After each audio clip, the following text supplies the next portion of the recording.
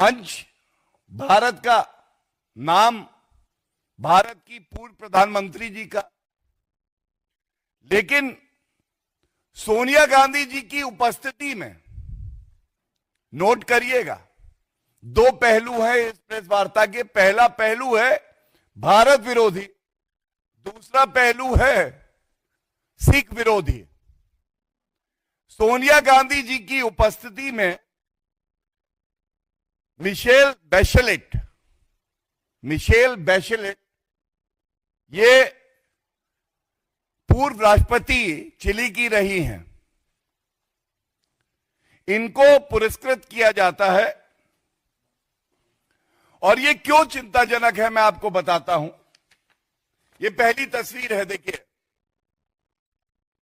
कोई बहाना कांग्रेस पार्टी ना बना पाए इसलिए दिखा रहा हूं, एक एक करके आपके समक्ष दो तीन तस्वीरें रखूंगा। सोनिया गांधी जी और मिशेल बैशेलेट एक साथ खड़ी हैं। अब जानिए कि जैसे कांग्रेस का डीएनए भारत विरोधी है, वैसे ही जिनको पुरस्कृत करा गया ये भी क्या करती हैं। पहला, ये भारत की संप्रभुता पे प्रहार करती हैं और बड़ी जिम्मेदारी से मैं आपको बताता हूं, 42nd session of human rights council में, जिसकी ये अध्यक्षता कर रही थी, अनुच्छेद 370 संवैधानिक तरीके से संशोधित किया गया, हम सबको पता है। तो इन्होंने प्रश्न लगाया कि भारत में, कश्मीर में मानव अधिकारों का हनन हो रहा है और भारत की संसद को ऐसा कोई संशोधन नहीं करना चाहिए। तो पहली बात, राहुल गांधी जी तो संविधान दिखा दिखा के थकते नहीं है, लेकिन पढ़ते नहीं है। संविधान संशोधन संसद लाएगी। Sovereignty means there would be no external interference. संप्रभुता का तो मतलब ही यही है कि बाहरी शक्तियों का हस्तक्षेप नहीं होगा। तो आज ये पूछा नहीं जाएगा, जिनको सोनिया गांधी की उपस्थिति में इंदिरा गांधी फाउंडेशन पुरस्कृत कर रहा है, पीस का, शांति का पुरस्कार दे रहा है, वो तो ये कहती हैं दखल अंदाजी करके हमारे अंदरूनी मामले में कि अनुच्छेद 370 को संशोधित नहीं किया जाना चाहिए और जो भारत के नागरिक हैं, कश्मीर के निवासी हैं, उनके मानव अधिकारों का हनन हो रहा है। दूसरा, ये तस्वीर भी बहुत कुछ कहती है, हम सब जानते हैं। राहुल गांधी के सबसे पूजनीय, प्रिय, लविंग अंकल कौन है? George Soros. जॉर्ज सोरेस और राहुल गांधी का एक आत्मीय रिश्ता है और जॉर्ज सोरेस का मकसद केवल भारत का नुकसान करना, सत्ता परिवर्तन करना और जो जनादेश है उसका अपमान करना है। अब आप ये देखिए, ये तस्वीर मैं आपको दिखा रहा हूं। ये तस्वीर जॉर्ज सोरेस है और साथ में मिशेल बैशेलेट खड़ी हुई है। ये अंतर्राष्ट्रीय शक्तियां जो भारत विरोधी कार्य करती हैं, भारत के संविधान का अपमान करती हैं, हमारे जनादेश का अपमान करती हैं, जिसको राहुल गांधी आगे बढ़ाते हैं, अब सोनिया गांधी भी पीछे नहीं हटेंगी और ये दिखाई दे रहा है दोनों ऐसी शक्तियां मिल रही हैं। अब ये भी पूछा जाएगा, क्या हक है सोनिया गांधी जी को ऐसी महिला को पुरस्कार दें जो महिला, मैं बड़ी जिम्मेदारी से आपके सामने दो तथ्य रखूंगा, आप भी चिंतित रहेंगे।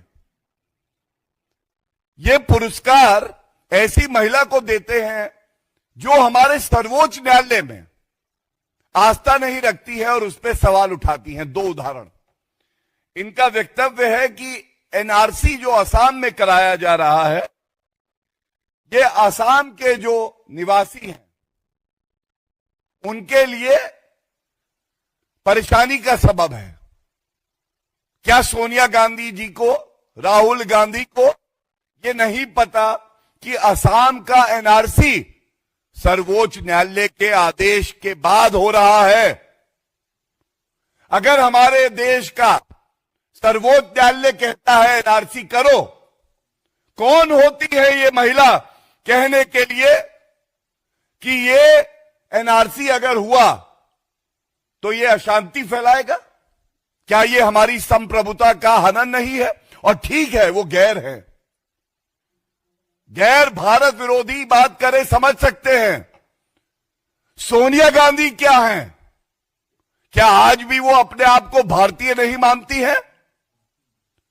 जिस देश ने उन्हें सम्मान दिया, जिस संविधान की शपथ उन्होंने अभी भी ले रखी है कि मैं संप्रभुता की रखवाली करूंगी, क्या ये उस शपथ का हनन नहीं है? क्या ये देश से गद्दारी नहीं है? और मैं गद्दारी शब्द का इस्तेमाल बहुत जिम्मेदारी से कर रहा हूं। ये कहना गलत नहीं होगा, कांग्रेस पार्टी आज गद्दारों की फौज है। सिर्फ इन्हें सत्ता चाहिए, सत्ता पाने के लिए ये भी किसी भी हद तक गिर सकते हैं।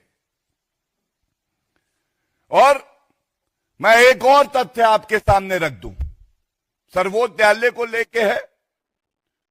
सोनिया गांधी जी को शर्म आएगी कि किस तरह से उन्होंने देश के हर नागरिक को अपमानित किया है। ये पुरस्कार मिशेल बैचेलेट को देके, सीएए आप सब जानते हैं संसद में पारित एक कानून है, इसको सर्वोच्च न्यायालय में चुनौती दी गई। मैं वरिष्ठ अधिवक्ता होने के नाते आपसे साझा करना चाहता हूं, सर्वोच्च न्यायालय ने सीएए कानून पे रोक नहीं लगाई। अब आप देखिए किसके इशारे पर United nation human rights commission, जिसकी अध्यक्षता मिशेल जी कर रही थी, वो भारतीय नागरिक नहीं, लेकिन वो सर्वोच्च न्यायालय में एक अर्जी डालती है। हमारा अंदरूनी मामला है, क्या सोनिया गांधी और राहुल गांधी के इशारे पर यह अर्जी डाली गई सर्वोच्च न्यायालय में? और आप चेक करा सकते हैं, सर्वोच्च न्यायालय में एक अर्जी डाली गई। हस्तक्षेप करते हुए यह कहा गया कि सीएए आने से मानव अधिकारों का हनन होगा। अगर human right commission, United nation की जो बॉडी है, उसको पाकिस्तान में किस तरह से अल्पसंख्यक हिंदुओं, सिखों, जो ईसाई हैं, उनके मानव अधिकारों का हनन किया जाता है, नहीं दिखाई देता।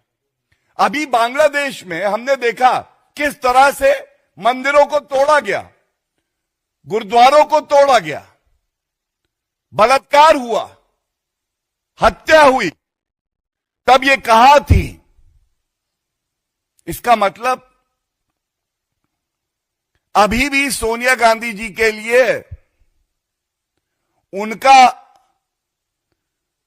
जो जन्म स्थान है वो सर्वोपरि है, भारत का संविधान नहीं।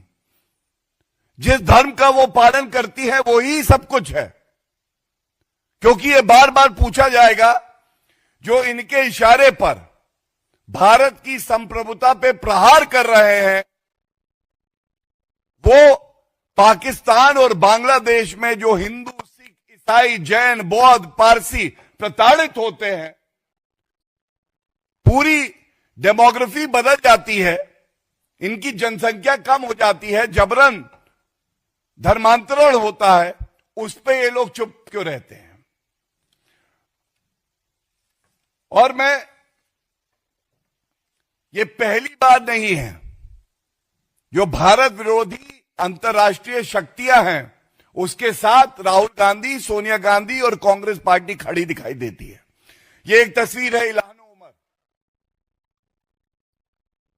ये अमेरिका में लॉ मेकर है, इनसे राहुल गांधी मिले थे।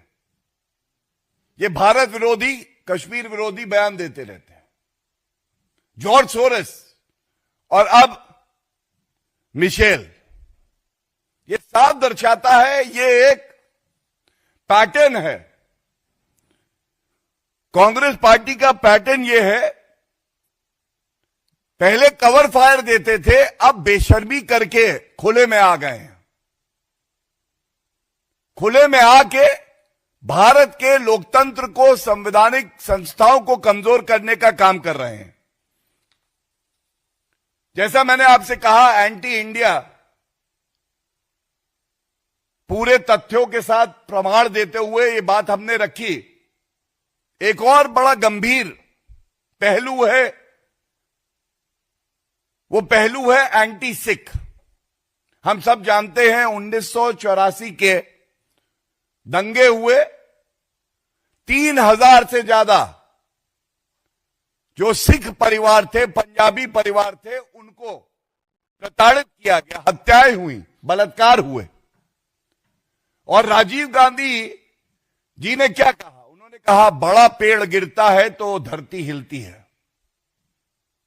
हत्या और बलात्कार को सही ठहराने का प्रयास हुआ। सज्जन कुमार एमपी बने कांग्रेस के टिकट पे, और जगदीश टाइटलर मंत्री बनाए गए कांग्रेस के टिकट के बाद।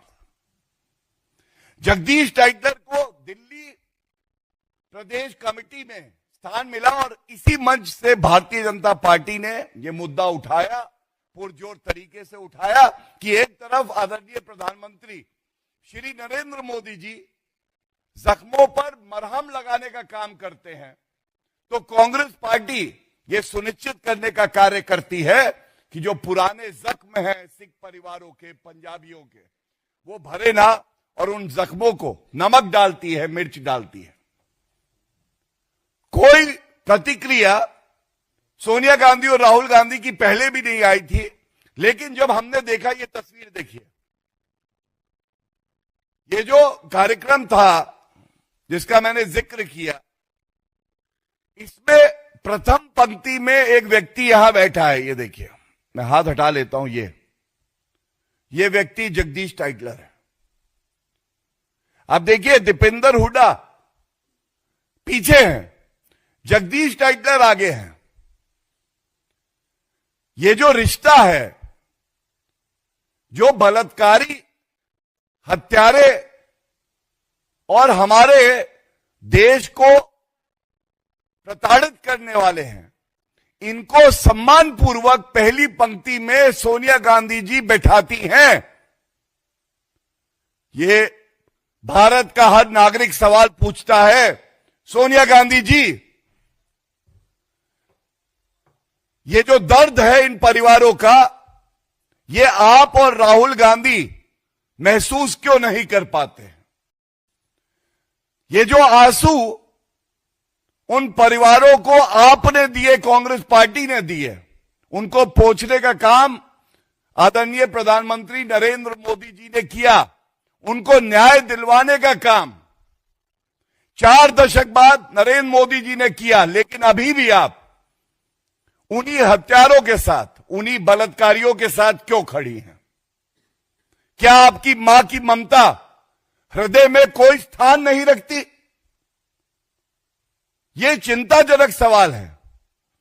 क्या ये नकली गांधी भूल गए हैं कि नेता प्रतिपक्ष की जिम्मेदारी क्या होती है? ये नेता प्रतिपक्ष कब तक मौन रहेंगे? कब तक ये लोग भारत विरोधी ताकतों के साथ, हत्यारों के साथ और बलात्कारियों के साथ खड़े रहेंगे? ये बात पुरजोर तरीके से इस मंच से हम लोग उठाना चाहते हैं, और हमें ये यकीन है कि इस देश की 140 करोड़ की जनता आज भारतीय जनता पार्टी के साथ और हर उस परिवार के साथ खड़ी है जिसने अपना कोई खोया है, जो अभी भी न्याय की लड़ाई लड़ रही है, और वो धिक्कार करती है ऐसे नेता प्रतिपक्ष राहुल गांधी पे और सोनिया गांधी जी पे, जिनको यह भी नहीं पता कि इस देश की मूल भावना क्या है। बहुत बहुत धन्यवाद।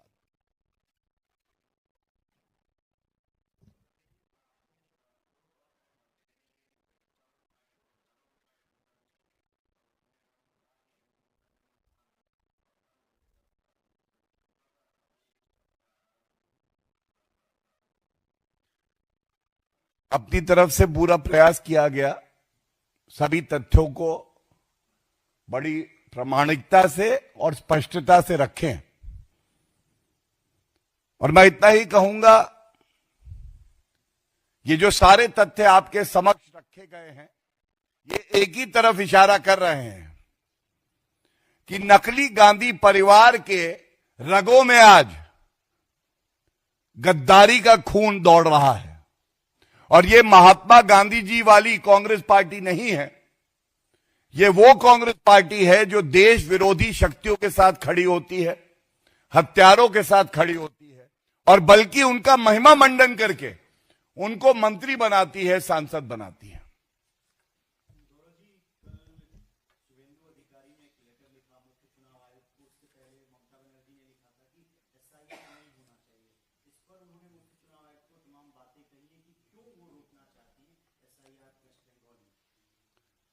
देखिए, बड़ी स्पष्टता से एक बात कह दूं, ये देश संविधान से चलता है। ऐसा ही एक प्रयास कांग्रेस पार्टी, आरजेडी और तमाम विपक्षी पार्टियों ने किया जब बिहार में एसआईआर हो रहा था। और ध्यान देने वाली बात यह है कि सर्वोच्च न्यायालय ने उस एसआईआर पे रोक नहीं लगाई थी। संविधान का अनुच्छेद 324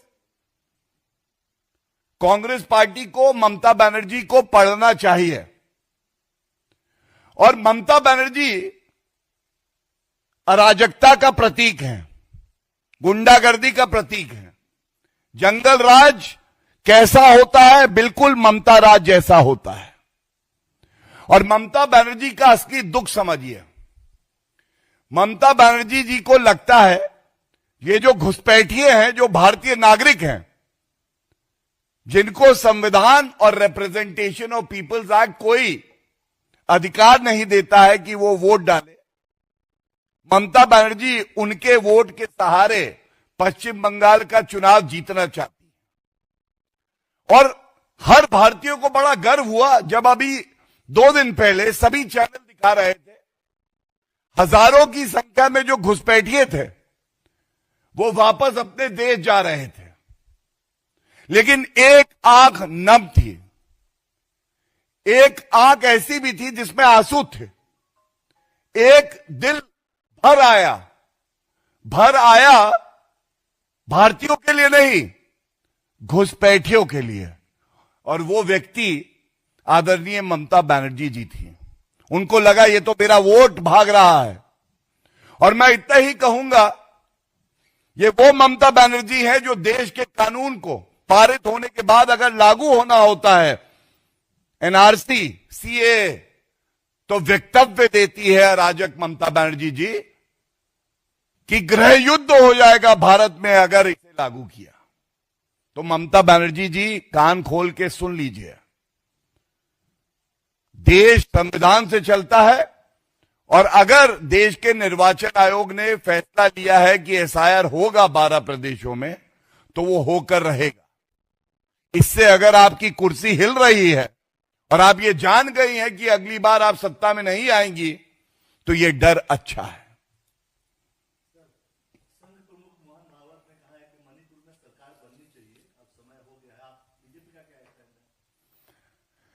देखिए, सहसम्मान मैं इतना ही कह सकता हूं कि पूरी परिस्थिति पे केंद्र सरकार की नजर भी है, वहां शांति बहाल हुई है, और हर वो निर्णय और कार्य किया जाएगा जो देश हित में होगा और जनता के हित में होगा। सर, स्वामी प्रसाद मौर्य है, उनका साफ तौर पे कहना है कि सबसे बड़ी पार्टी जो है, उसका सबसे बड़ा आतंकवादी जो है वह बीजेपी है, वह ईवीएम ही लूट लेती है। कौन स्वामी प्रसाद है ये? सीटें कितनी हैं इनकी? अच्छा, जो हिंदुओं को गाली देते हैं वो वाले हैं स्वामी प्रसाद। इनका ये नहीं पता ये कहां रहेंगे, कहीं ऐसा ना हो आगे चल के किसी और पार्टी में हो। 4-5 बार पार्टी बदल चुके हैं और जिनको इतिहास के पन्नों में दर्ज कर दिया गया है उनके वक्तव्यों पे कृपया करके प्रश्न ना पूछें।